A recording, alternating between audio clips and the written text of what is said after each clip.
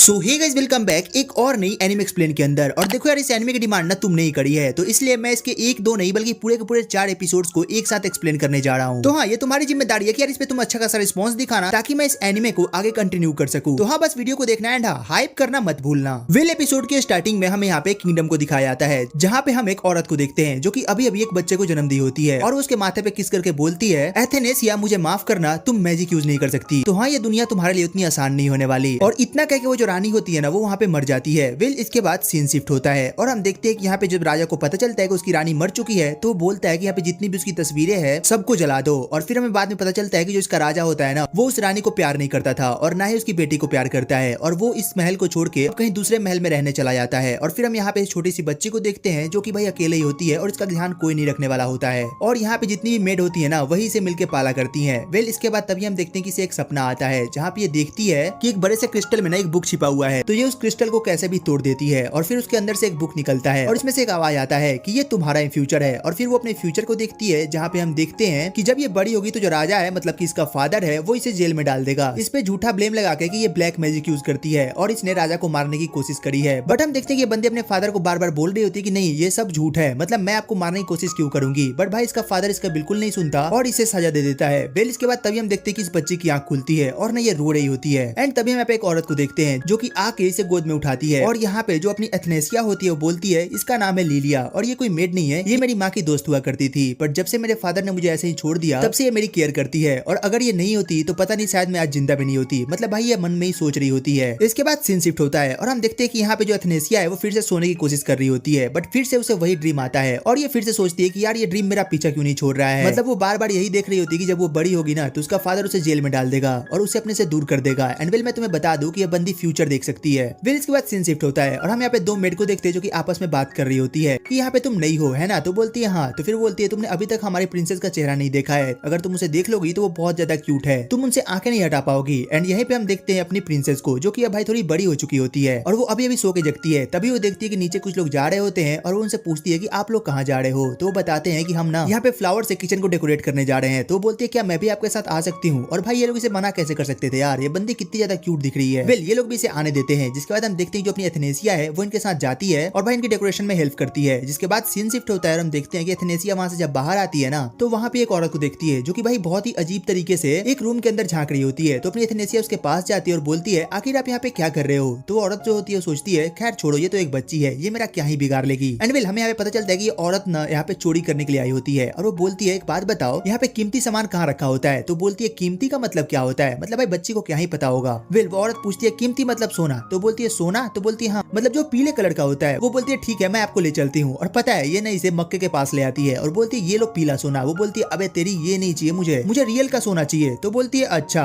और ऐसे करके एथनेसिया इस बंदी को पूरा महल घुमा देती है और इसे काफी ज्यादा गुस्सा आ रहा होता है कि भाई ये बच्ची ना मुझे पागल बना रही है। और फिर ये उसे अच्छे से समझाती है कि देखो वो जो मेड अपने हाथ में थाली लेके जा रही है उसमें जो डायमंड्स लगे हैं मुझे वैसा वाला चाहिए। तो ये बोलती है अच्छा तो ये पहले बोलना था ना। और फिर ये बोलती है रुको मैं अभी तुम्हें दिलाती हूँ। और फिर ये दौड़ के जाती है और उस मेड को रोकती है और बोलती है क्या प्लीज आप मुझे इसमें से एक चॉकलेट दोगे। और भाई वो इतने प्यार से बोलती है ना, ये मेड बोलती है ठीक है और उसे ना एक चॉकलेट देने लगती है। एंड तभी वहाँ पे उसकी एक सीनियर मेड आती है और बोलती है नहीं तुम्हें एथनेसिया को ऐसे चॉकलेट नहीं देना चाहिए। बट भाई अपने बंदी उस पे भी अपने क्यूटनेस का तीर चला के मारती है। भाई ये बंदी भी यहाँ पे पिघल जाती है और उसे वहाँ पे वो पूरा का पूरा प्लेट दे देती है। और ये जो मेड इसे छिप के देख रही होती है ये बोलती है हाँ मतलब कि ये बच्ची काम की तो है यार, ये इतनी भी ज्यादा गधी नहीं है। वेल इसके बाद सीन शिफ्ट होता है और हम देखते हैं कि यहाँ पे जो एथनेसिया होती है ये फाइनली से किचन के अंदर लेके आ चुकी होती है, जहाँ पे ये ना चारों तरफ देखती है और कहती है कि हाँ यही तो मुझे चाहिए था। और ये यहाँ पे जितनी भी चीज होते हैं मतलब कीमती, वो सबको एक जगह स्टोर करने लगती है। जिसके बाद हम देखते हैं जो अपनी एथनेसिया होती है वो धीरे धीरे जितना भी थैला बांध रही होती है ना वो सबको हटाने लगती है। फिर ये बंदी बोलती है तुम कुछ ज्यादा तेज नहीं बन रही और लिटरली ये चाकू निकाल के एथनेसिया को मारने जाती है। बट भाई एथनेसिया इससे ज्यादा तेज होती है, वो दौड़ के इससे दूर आती है और ये जैसे ही चाकू चला के मारती है ना भाई एथनेसिया थोड़ा सा बच जाती है और ये दौड़ के जाती है और वहाँ पे जो उन्होंने पहले फूल से डेकोरेशन करा था वो उस रस्से को खोल देती है और वो सीधे आके इसके शरीर पे गिरता है और ये वहीं पे दब के रह जाती है। और फिर यहाँ पे हम देखते हैं कि लिलिया और बाकी के सभी लोग आ जाते हैं और वो इसे यहाँ से टांग के लेके चले जाते हैं। फिर लिलिया लोग बोलते हैं कि चलो तुम सेफ हो, मुझे काफी अच्छा लगा। एंड इसके बाद सीन शिफ्ट होता है और हम देखते हैं कि यहाँ पे लिलिया ना एथनेसिया को सुला के रूम से बाहर जाती है और बोलती है कि चलो ठीक है अब आप सो जाओ, मैं आपसे कल मिलूंगी। और यहाँ पे एथनेसिया लिलिया को गुड बाय बोलती है। और फिर हमें यहाँ पे दिखाया जाता है कि जो एथनेसिया है ना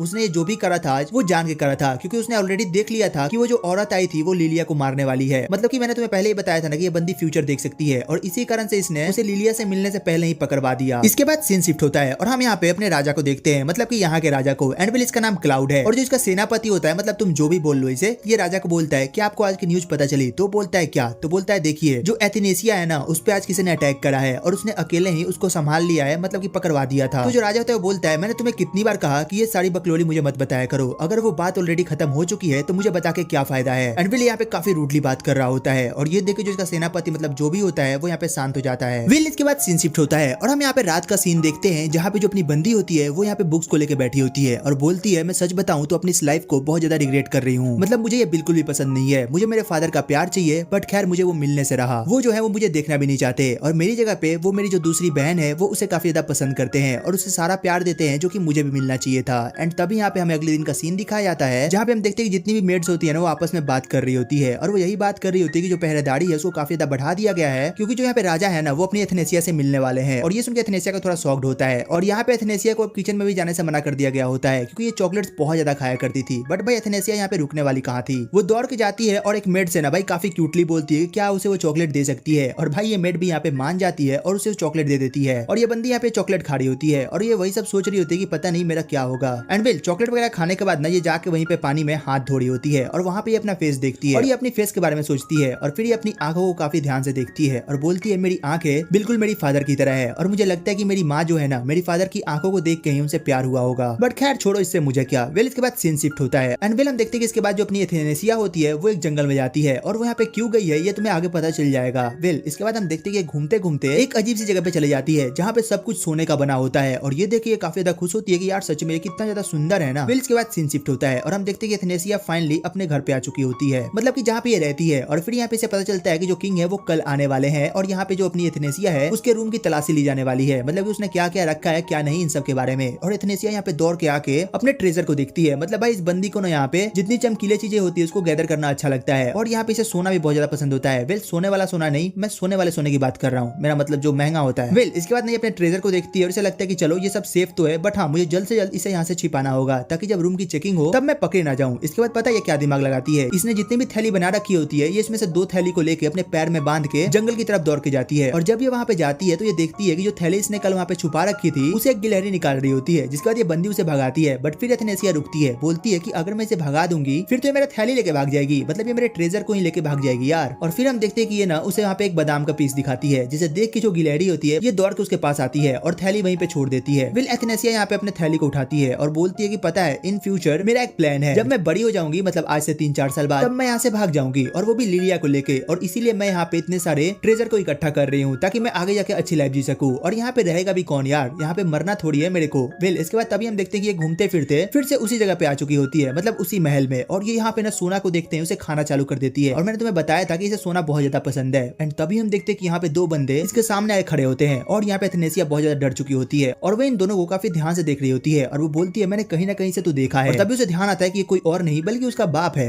वेल वो बंदा बोलता है ये बच्ची कौन है और ये यहाँ पे आ कैसे गई है। बट यहाँ पे जो क्लाउड होता है ना वो एथेनेसिया को देखते ही पहचान जाता है कि ये कोई और नहीं बल्कि उसी की बेटी है और वो यहाँ पे उससे काफी अच्छे से बात करता है, मतलब वो इसे इतना अच्छे से बात कर रहा होता है ना कि यहाँ पे एथेनेसिया को समझ नहीं आ रहा होता है कि मतलब ये मेरा वही बाप है क्या जो मुझे आगे चल के मारने वाला है। बट फिर यहाँ पे तभी हम देखते जो क्लाउड होता है वो एथेनेसिया के बिल्कुल पास आता है और भाई उसके गाल को पकड़ के लमराने लगता है और ये देखिए एथेनेसिया और शॉक्ड होती है कि भाई ये मेरा ही बाप है ना, मतलब क्या मैं फ्यूचर गलत देख रही हूँ क्या, ये मुझे मारने वाला है और मेरे लिए इसे इतना प्यार क्यों उभर रहा है। हम तभी देखते हैं कि इसका जो सेनापति होता है मतलब जो भी है उसे ये बोलता है मेरे और एथेनेसिया का बैठने का इंतजाम करो, मुझे अपनी बेटी से बहुत सारी बातें करनी है। और यहाँ पे एथेनेसिया बोलती है बेटी आज तक तो तू मुझसे मिलने नहीं आया और आज तो ये बेटी की पढ़ रही है। बट वेल यहाँ पे ये दोनों बैठ के बात कर रहे होते हैं और यहाँ पे क्लाउड बोलता है क्या तुम्हें खाना पसंद नहीं है क्या, तो बोलती है कि नहीं मुझे पसंद है, मतलब भाई नहीं यहाँ पे बहुत ज्यादा डरी हुई होती है और क्लाउड के सामने बैठी हुई होती है और यहाँ पे क्लाउड इसे काफी ध्यान से देख रहा होता है और फिर ये बोलता है अच्छा रुको। और फिर क्लाउड के साथ जो बंदा होता है ये उसे बोलता है तुम यहाँ से रूम से बाहर चले जाओ, मुझे लगता है कि ये अकेले में बात करना पसंद करेगी। बट यहाँ पे एथेनेसिया भाई ये बिल्कुल भी नहीं चाहती है, वो यहाँ पे उस बंदे को रोकना चाहती है कि भाई रुक जा, मतलब मुझे मेरे बाप के साथ अकेला मत छोड़, क्या पता ये मुझे अभी ही टपका दे। बट वेल यहाँ पे उसके जाने के बाद क्लाउड बोलता है तुम्हें ना यहाँ पे ट्राई करना चाहिए और वो बोलती है ठीक है और क्लाउड के बोलने पे ये यहाँ पे उसे खाने लगती है और ये इसे काफी अच्छा लगता है और क्लाउड इसे काफी ध्यान से देखे ही जा रहा होता है और बोलता है यार सच में ये कितनी ज्यादा क्यूट है, मतलब अभी भी कुछ चीजें हैं जो कि एथेनेसिया को सीखना पड़ेगा। एंड वेल इसके बाद सीन शिफ्ट होता है और हम एथेनेसिया को देखते हैं जो कि यहाँ पे वापस आ चुकी होती है और ये ना यहाँ पे बहुत ज्यादा रो रही होती है और यहाँ पे जितनी भी मेड होती है और लिलिया होती है ये इस बंदे पे काफी गुस्सा करती है कि आखिर तुमने ऐसा क्या किया कि लिलिया रो रही है। तो ये बोलता है मुझे माफ करना, मतलब मैंने कुछ नहीं करा यार, दरअसल जो एथेनेसिया है वो घूमते फिरते यहाँ पे हमारे महल के पास चली गई थी और फिर यहाँ पे वो किंग से मिली और किंग ने इसे काफी देर तक बात करी। तो ये बोलती है अच्छा ऐसा है क्या, तो बोलती है हाँ, और किंग जो है ना उसने फिर से कल इसे बुलाया है, मतलब वो फिर से अपनी बेटी से मिलना चाहते हैं। वेल इसके बाद सीन शिफ्ट होता है और हम देखते हैं कि अगले दिन जो लिलिया है वो यहाँ पे एथेनेसिया को लेकर किंग के पास जाती है और ये दोनों उसके सामने बॉव करते हैं। और यहाँ पे जो क्लाउड होता है वो बोलता है, लिलिया तुमने मेरी बेटी को काफी अच्छे से ट्रेन करा है, मतलब तुमने उसे काफी अच्छे संस्कार दिए हैं, इसके लिए तुम्हारा बहुत बहुत शुक्रिया। वेल यहाँ पे अपनी जो एथेनेसिया होती है वो यहाँ पे अपने बाप को देख रही होती है, जिसके बाद हम यहाँ पे काफी सारे मेड को देखते हैं और वो यहाँ पे अपने बात कर रही होती है कि जो किंग है ना वो काफी दिनों बाद यहाँ पे आए हैं और वो अपनी बेटी से यहाँ पे अकेले में बात करने वाले हैं। एंड तभी यहाँ पे सीन शिफ्ट होता है एंड तभी हम देखते हैं जो अपनी एथेनेसिया है वो क्लाउड के साथ बैठी होती है। एंड तभी हम देखते हैं कि उसकी नजर जो है ना उसके फेवरेट केक पे पड़ती है और भाई से रहा नहीं जाता है, मतलब उसके लाड टपकने लगती है। एंड तभी हम देखते हैं कि यहाँ पे जो अपना क्लाउड है वो बोलता है अभी भी एथेनेसिया को सीखने के लिए बहुत चीजें हैं, मतलब कि ये अभी बच्चों जैसे बिहेव कर रही है। और फिर यहाँ पे एथेनेसिया बिना रुके हुए केक को खाना चालू कर देती है और एथेनेसिया भी बस अपने बाप के बारे में सोचा जा रही होती है कि यार ये बंदा कितना ज्यादा कूल है, मतलब कि इसके हेयर कितने ज्यादा अच्छे हैं और ये कितना मस्त लगता है। फिर इसके बाद सीन शिफ्ट होता है और हम यहाँ पे एथेनेसिया को देखते हैं जो कि यहाँ पे किंग के सामने बैठी होती है और यहाँ पे किंग बोलता है कि मुझे ना एथेनेसिया के साथ बोट पे जाना है। तो यहाँ पे एथेनेसिया जाना नहीं चाहती है बट लिलिया बोलती है क्या मैं भी इसके साथ चल सकती हूँ। तो यहाँ पे क्लाउड सीधे मना कर देता है, वो बोलता है नहीं मुझे अपनी बेटी के साथ थोड़ा टाइम स्पेंड करना है। इसके बाद यहाँ पे एथेनेसिया समझ जाती है कि हाँ मतलब अगर यहाँ पे लिलिया ज्यादा जिद करेगी तो दिक्कत हो सकती है। इसके बाद एथेनेसिया बोलती है कि नहीं मैं यहाँ पे अपने फादर के साथ टाइम स्पेंड करना चाहती हूँ, मतलब भाई वो यहाँ पे झूठ बोलती है और वो यहाँ पे अपने फादर के साथ उस बोट में जाती है और उसका फादर यहाँ पे एथेनेसिया को देखे जा रहा होता है। एंड तभी हम देखते हैं कि रिवर के बीच में एथेनेसिया को एक फूल दिखाई देता है और वो जैसे ही इसे तोड़ने जाती है ना भाई वो उस पानी में गिर जाती है और वो नीचे जाने लगती है और वो सोचती है क्या मैं आज ही मर जाऊंगी, क्या मुझे फ्यूचर में नहीं जीना है और मेरा बाप मुझे बचाने क्यों नहीं आ रहा। एंड तभी हम देखते हैं कि अचानक से ना एथेनेसिया को होश आता है और वो देखती है कि उसे कोई बचा रहा है और वो कोई और नहीं बल्कि क्लाउड होता है और वो उसे वहां से पानी से बाहर निकालता है। और हम देखते हैं क्लाउड यहाँ पे काफी ज्यादा गुस्सा होता है, वो बोलता है जल्द से जल्द एथेनेसिया को यहाँ पे स्विमिंग करना सिखाओ, ये बंदी ऐसे मरेगी मुझे नहीं लगता। इसके बाद सीन शिफ्ट होता है और हम देखते हैं कि यहाँ पे जो अपनी एथेनेसिया है उसे यहाँ पे सर्दी हो गई होती है और लिलिया उसे दवा पिलाने की कोशिश कर रही होती है बट एथेनेसिया बार बार मना करती है कि नहीं मुझे नहीं पीना ये सब, मतलब भाई वो बच्ची थी और बच्चों जैसा जिद कर रही होती है बट लिलिया उसे काफी ध्यान से समझाती है कि बात मानो और तुम इसे पी लो बट वहाँ पे नहीं मानती है। इसके बाद सीन शिफ्ट होता है और हम यहाँ पे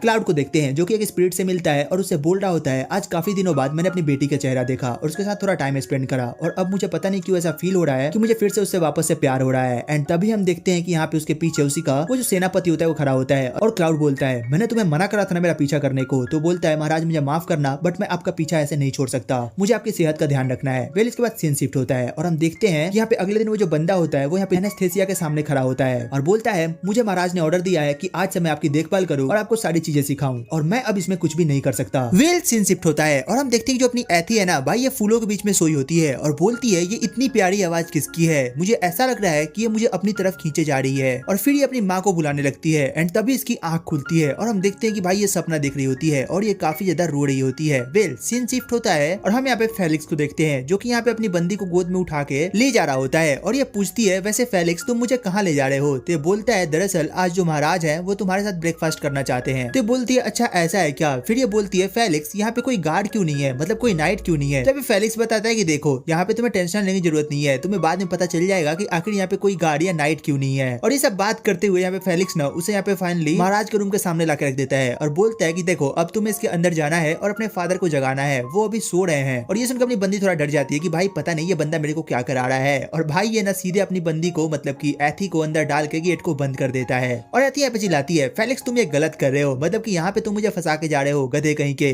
और इतना सब बोलने के बाद वो फिर से जाती है और भाई ये बंदी ने काफी प्यारी आवाज में पापा पापा बोले जा रही होती है और ये पूरे कमरे में देख लेती है और फिर ये देखती है जो इसका बाप होता है मतलब कि यहाँ का महाराज होता है वो यहाँ पे सोफे पे सोया होता है। इसके बाद ये इसके पास जाती है और बोलती है कि यार देखो तो इस बंदे को, ये ऐसे कितना क्यूट दिख रहा है और सपने में ये मुझे हर दिन मारता है। फिर ये बोलती है कि वैसे देखा जाए तो मेरा बाप क्यूट तो है। और फिर नहीं अपने बाप को नवाई थोड़ा परेशान करने लगती है, मतलब उसके गाल को पकड़ के खींचना चालू करती है और वो उसके गाल को इतना ज्यादा खींचने लगती है कि इसकी नींद खुलने लगती है। एंड तभी ये नोटिस करती है और उसे फिर से सुलाने लगती है और उसे सुलाने के लिए काफी मस्त सा गीत गाती है जिसके बाद ये फिर से सो जाता है। इसके बाद सीन शिफ्ट होता है और हम यहाँ पे देखते हैं कि फाइनली ये लोग यहाँ पे बैठ के ब्रेकफास्ट कर रहे होते हैं और यहाँ पे हम अपने महाराज को देखते हैं और भाई इसका जो दोनों गाल होता है वो लिटरली लाल लाल हो चुका होता है, मतलब भाई एथी ने लमड़ा लमड़ा के उसे लाल कर दिया होता है और एथी से देख के थोड़ा शॉक्ड होती है कि नहीं नहीं मैंने ये सब कुछ नहीं करा। और तभी यहाँ पे फेलिक्स आता है और बोलता है महाराज यहाँ पे ड्यूक कभी भी आ सकते हैं। तो अपना बंदा बोलता है ठीक है अगर वो यहाँ पे आए भी तो उसे बोलना उधर ही रोकने के लिए, उसे इधर आने की कोई जरूरत नहीं है। एंड हम यहाँ पे एथी को देखते हैं और वो यहाँ पे खाना खाए जा रही होती है और फिर वो बोलती है पापा यहाँ पे जो भी चीजें है ना वो कितनी अच्छी है ना, मतलब कि आपके महल में तो बहुत सारी अलग अलग चीजें हैं। तो ये बोलता है कि ठीक है अगर तुम्हें जितना घूमना है ना तुम उसे घूम सकती हो, मतलब तुम्हें यहाँ पे कोई भी नहीं रोकेगा। और ये सुन के बंदी बहुत ज्यादा खुश होती है और तभी इसका बाप यहाँ से उठ के चला जाता है और यहाँ पे एथी कहती है चलो ठीक है फिर मैं आज महल को घूमूंगी। और यहाँ पे महल को घूमने के लिए निकल जाती है और यहाँ पे चारों तरफ घूम रही होती है और बोलती है यहाँ चारों तरफ काफी सारी फोटोज लगी हुई है, मतलब मेरे पापा की, तो मेरी माँ की भी फोटो कहीं ना कहीं तो लगी होगी ना। और वो यहाँ पे ढूंढते हुए एक ऐसे फोटो के पास आती है ना जो कि ढकी हुई होती है, और वो उसके थोड़ा सा हटा के देखती है तो उसमें नीचे डायना लिखा होता है, और ये काफी ज्यादा खुश हो जाती है कि ये तो मेरी मदर का नाम है। वेल यहाँ पे सीन शिफ्ट होता है और हम यहाँ पे कुछ लड़कियों को देखते हैं जो कि यही बात कर रही होती है कि यार प्रिंसेस जो है ना वो मैजिक यूज नहीं कर सकती, बिल्कुल अपनी माँ की तरह। खैर इसमें उसकी कोई दोस्त नहीं है। एंड तभी यहाँ पे महाराज आ जाते हैं और वो काफी ज्यादा गुस्सा हो जाता है। वो बोलता है आज के बाद मैं तुम लोगों के मुंह से ना कभी डायना का नाम सुनना नहीं चाहता। वेल इसके बाद सीन शिफ्ट होता है और हम यहाँ पे अपनी एथी को देखते हैं और ये यहाँ पे ना रथ में बैठी होती है और ये ना बहुत ज्यादा उदास लग रही होती है। इसके बाद हमें फ्लैशबैक का सीन दिखाया जाता है जहाँ पे हम देखते हैं जो एथी होती है वो उस फोटो से उस कपड़े को हटा के उसे देखती है और वो देखती है जो उसकी मदर का फोटो होता है वो पूरी तरीके से बर्बाद हो चुका होता है, और ये चीज इसे बहुत बुरी लगती है। और ये बोलती है क्या मेरे फादर मेरी मदर को इतना ज्यादा हेट करते हैं, बट आखिर क्यों।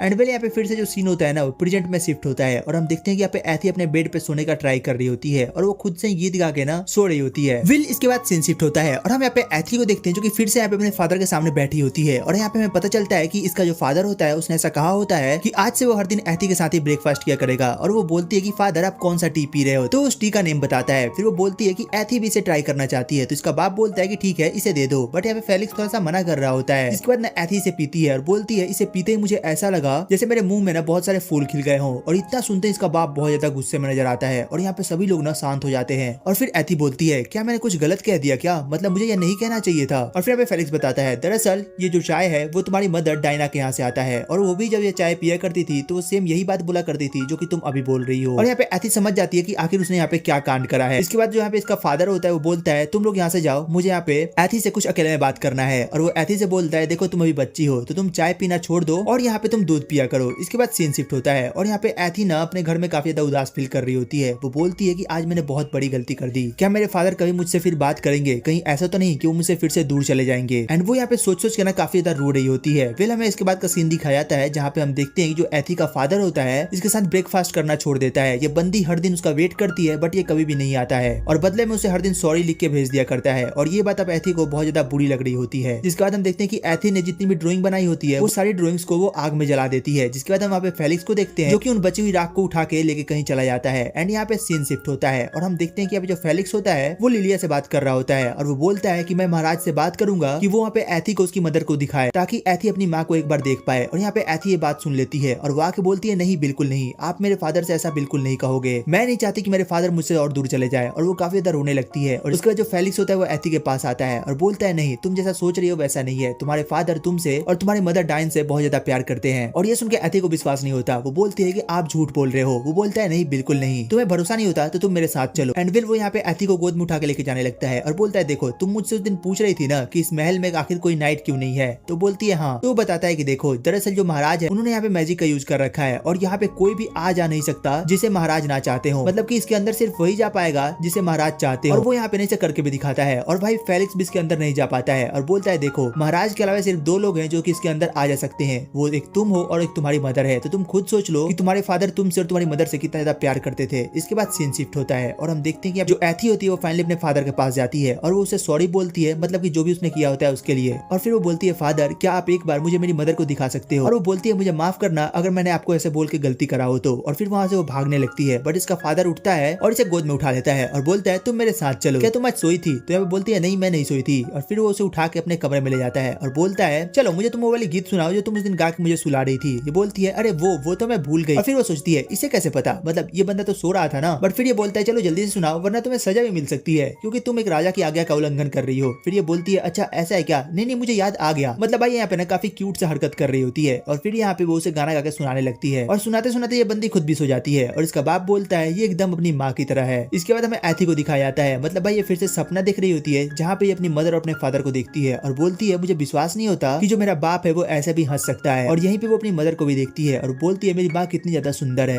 और मुझे ऐसा लग रहा है कि मेरी माँ मुझे बता रही है कि लाइफ को इस तरीके से भी जिया जा सकता है। एंड वेल इसी के साथ भाई ये चारों के चारों एपिसोड यहीं पे खत्म होते हैं। मतलब भाई इस वीडियो के अंदर ना मैंने पूरे 1 से लेकर 4 एपिसोड्स कवर कर दिए हैं। तो अगर तुम्हें ये एनिमे अच्छा लगा और तुम्हारा इस पे रिस्पॉन्स अच्छा रहा तो मैं इसके आगे के एपिसोड को कंटिन्यू करूंगा। तो हाँ बस ट्राई करना कि इस पे अच्छे खासे व्यूज आ जाए एंड लाइक करना तो भूलने का नहीं है। वेल तो चलो फिर मिलते हैं तुमसे एक और नई वीडियो एक और एक्सप्लेनेशन के साथ। तब तक के लिए टेक केयर, गुड बाय।